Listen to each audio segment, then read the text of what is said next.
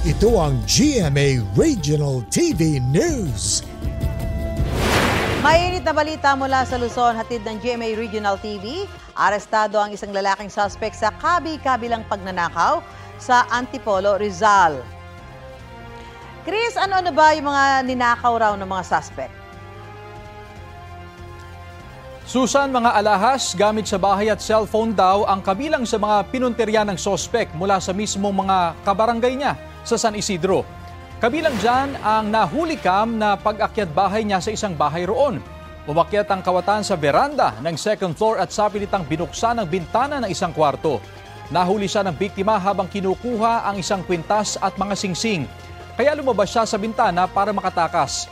Ayon sa pulisya, mahigit 40,000 piso ang halaga ng natangay niyang mga alahas. Hindi na nabawi ang mga ito. Bukod dyan, nahuli cam din ang sospek sa magkahiwalay na pagtakas matapos umanong magnakaw ng cellphone at amplifier. Kalaunan, naaresto ng mga otoridad ang sospek na maharap sa mga reklamong theft. Tumanggi siyang magbigay ng pahayag. Milyong-milyong pisong halaga naman ng tanim na marijuana ang sinira at sinunog ng mga otoridad sa Benguet. 2 plantasyon ang nadiskubre sa barangay Kayapa sa bayan ng Bakun. Ayon sa mga otoridad, nasa 6.3 million pesos ang halaga ng mga tanim na marijuana roon. Halos 32,000 na fully grown marijuana plants ang sinira at sinunog. Walang nahuling cultivator o caretaker sa lugar. 2 plantasyon din ang nabisto sa barangay Takadang sa Kibungan, Benguet. Abot naman sa 1,600 na fully grown marijuana plants ang binunot ng mga otoridad sa barangay Takadang. Hinatayang nagkakahalaga ng 324,000 pesos ang mga sinirang tanim na marijuana. Patuloy ang investigasyon para matukoy ang mga nasa likod ng taniman ng marijuana sa lugar. Ito ang GMA Regional TV News. Balik GMA Regional TV News tayo para sa maiinit na balita sa Visayas at Mindanao. Kakaibang takot ang hatid ng isang horror train ride sa Bacolod City. Sara, ano ba nangyari dyan? Susan, nadiskaril at tumagilid ang nasabing atraksyon sa perya. 10 magkakamag-anak ang nakasakay nang mangyari ang aberya. 7 kanila ang sugatan at hinimatay matapos madaganan ng mga bahagi ng ride. Ayon sa Bacolod City Police, bumilis ang takbo ng train ride sa pangatlong ikot at posibleng nawala sa balanse dahil nagpanik ang mga sakay. Sa investigasyon ng lokal na pamahalaan, walang depekto ang ride at normal naman ang takbo. Tuloy ang operasyon ng perya maliban sa nagkaaberyang atraksyon. Sinagot na raw ng pamunuan ng perya ang pagpapagamot sa ng mga sugatan. Tumanggi naman silang magbigay ng pahayag ng puntahan ng GMA Regional TV.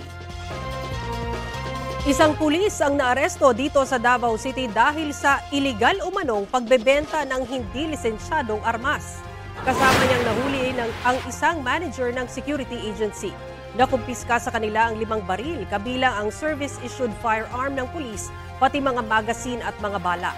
Naharap sila sa reklamong paglabag sa Comprehensive Firearms and Ammunition Regulation Act. Sasampahan din ng administrative case ang sangkot police na patrolman sa Police Regional Office ng Bangsamoro Autonomous Region. Wala silang pahayag. Ito ang GMA Regional TV News. Mahigit kalahating milyong pisong halaga ng hinihinalang shabu ang nasabat sa buy-bust operation sa Cabanatuan, Nueva Ecija. Arestado sa operasyon sa Barangay Barrera ang isang lalaki na nagsisilbi umanong courier ng iligal na droga mula sa Metro Manila. Na-recover sa kanya ang 4 na plastic sachet na naglalaman ng 100 gramo ng umano'y shabu at marked money. Wala pang pahayag ang sospek na naharap sa kaukulang reklamo. Mahigit 5,000 silid-aralan dito sa Davao Region ang napinsala ng kambal na lindol noong October 10 at mga aftershock nito. Ayon sa DepEd Region 11, mahigit 900 ang tuluyang nawasak. Halos 800 ang may major damage at mahigit 3,000 ang may minor damage. Kabilang sa mga nasira ang 2 gusali ng Jose Porras Elementary School dito sa Davao City.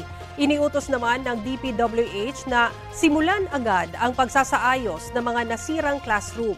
Ang ilang paaralan kailangan daw tingnan kung maayos pa ang mismong lupang kinatatayuan. Tiniyak naman ng DepEd na tuloy pa rin ang pag-aaral ng mga estudyante.